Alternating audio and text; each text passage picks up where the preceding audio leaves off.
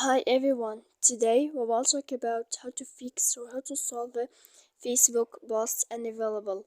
To know how to fix or how to solve a Facebook post unavailable, you should just go to settings like this. We will click. After that, in this page you will go to apps, default apps, app settings. When you will see this list, you will go down to find the application of Facebook and you will enter. Then in this page here you will go to click first stop. After that you will enter to storage. Then in this page you will click clear cache.